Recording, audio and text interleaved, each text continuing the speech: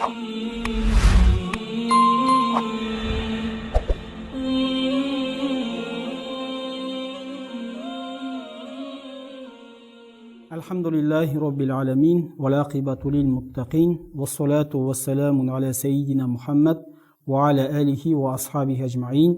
Amma ba'd, assalamu alaikum wa rahmatullahi wa barakatuh.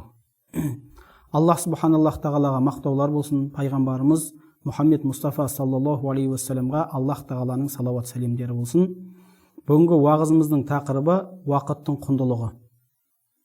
Уақыт дегеніміз не дегенде ғалымдарымыз уақыт деген ол біздің өміріміз.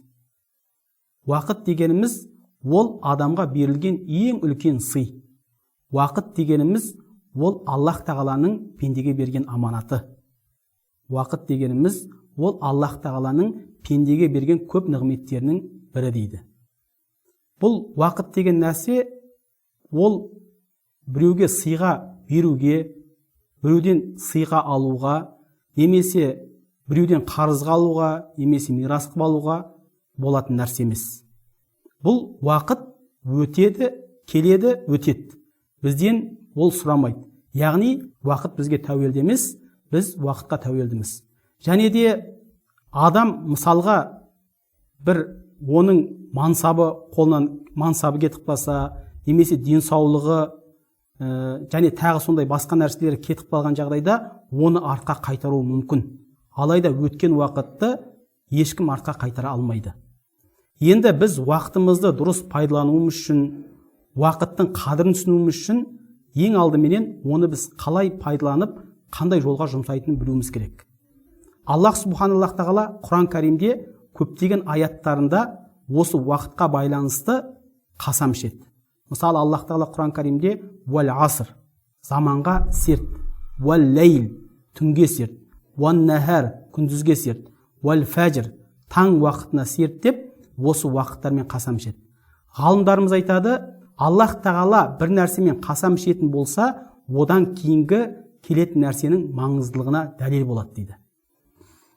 Және де пайғамбарымыз Мұхаммед Мұстафа саллаллаху алейхи уассалам өзінің хадис шарифінде айтады, пенденің қадамы, аяғы қиямет күні 4 нәрседен сұралмайынша пенденің аяғы орнынан қозғалмайды дейді.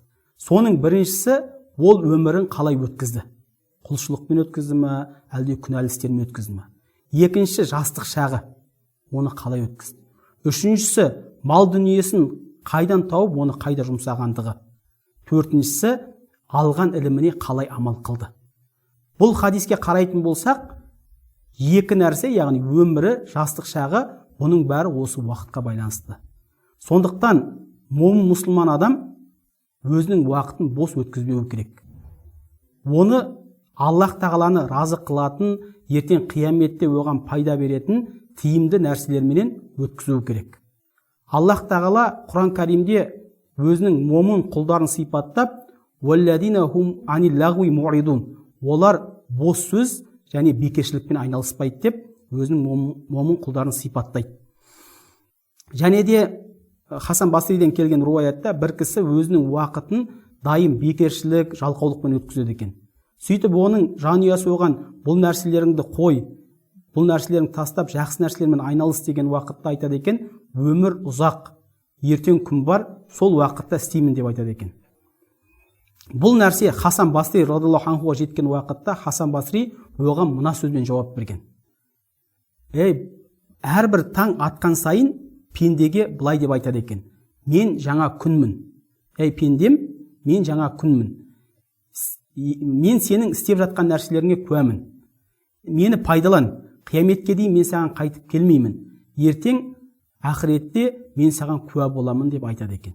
Сондықтан адам ол ертеңге дейін бар ма жоқ па адам білмейді. Сондықтан ол бүгінгі нәрсені адам бүгінгі уақытын жақсылап пайдалану керек. Және де Аббас Мурси деген, Алла ол кісіден разы болсын, сол ғалым кісі айтады, пенденің 4 уақыты бар дейді, 5-ші жоқ дейді. Яғни пенде мысалы бір нығметте өткізу мүмкін уақытын, немесе Аллах тағалаға итағат қылуды өткізу мүмкін, немесе қиыншылықта өткізу мүмкін, немесе күнәда өткізуі мүмкін. Және осының әрқайсында пенденің Аллах тағаладан алатын бір үлесі бар дейді. Мысалы, егер Аллах тағалаға пенде өзінің уақытын құлшылықта өткізіп жатқан болса, бұл Аллах тағаланың кеңшілігі деп білу. Бұл Аллах тағаланың кеңшілігі, мен өзім, егер Аллах тағала бұны маған нәсіп етпегенде, мен бұны орындай алмайтын едім деп Аллах тағаланың кеңшілігі деп білетін болса, ол оған сауап алады. Екіншісі, мысалы, Аллах тағаланың оған беріліп жатқан нығметтері. Қашан пендеге бір нығмет келеді екен, оған ол қуанып масаттанып кетпей, бәлкім ол Аллах тағаланың оған берген нығметі деп оған шүкіршілік қылу керек екен. Міне осы уақытта ол оған сауап алады. Үшіншісі, бір күнә жасап қойған болса, мысалы, ол бірден тәубе қылу керек. Тәубе қылып, Аллах тағаланың кешірім сұрау керек. Төртіншісі, бір қиыншылықтар, ғам, қайғылар келген уақытта, бұл Аллах тағаланың тағдыры деп оған разы болатын болса, ол оғанда сауап алады. Және де пайғамбарымыз саллаллаху алейхи вассалам өзінің бір хадисінде айтады, Аллах тағала бір адамға бір нәрсені беретін болса, бір нығметті беретін болса, ол шүкіршілік қылсын дейді. Егер бір қиыншылықты беретін болса, ол сабыр қылады дейді. Және егер біреуге зұлымдық қылып қоятын болса, ол одан кешірім сұрайды. Біреу оған зұлымдық қылатын болса, ол оны кешіреді дейді. Сонда пайғамбарымыз саллаллаху алейхи вассалам үндемей қалған уақытта сахабалар сұрады, я Расулалла, ол адамға не болады деген уақытта пайғамбарымыз саллаллаху алейхи вассалам айтты, улайка лахумул амну ва хум мухтадун. Оларға аманшылық болады, олар тура жолдағылар деді. Яғни оларға ақыретте Аллах тағаланың амандығы болып, Аллах тағала оларды бұл дүниеде тура жолға бастаған пенделері деп айтты.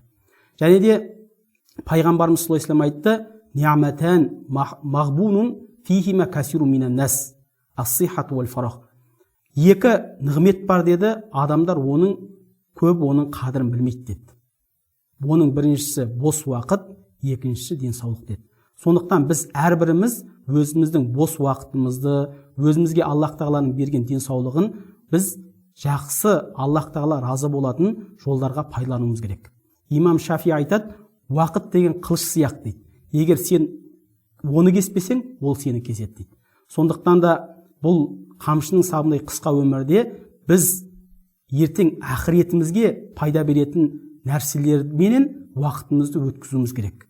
Бекершілік, бос сөзбен өткізетін болсақ, бұл қияметте оған біз жауап береміз. Себебі пайғамбарымыз саллаллаху алейхи вассалам айтады, уақыт пендеге берілген ең үлкен нығмет дейді. Егер нығметке шүкіршілік қылмайтын болса, ол қияметте оған жауап береді дейді. Сонда шүкіршілігі не деген уақытта? Қияметті Аллах тағала разы болатын құлшылықпен өткізу деген екен. Сондықтан да Аллах субханаллаху тағала осы Аллахтың бізге берген үлкен нығметі уақытымызды жақсы пайдаланып, қияметте бізге пайда беретін амалдармен өткізуімізді нәсіп етсін. Уахиру дауана анил хамдулиллахи раббил аламин.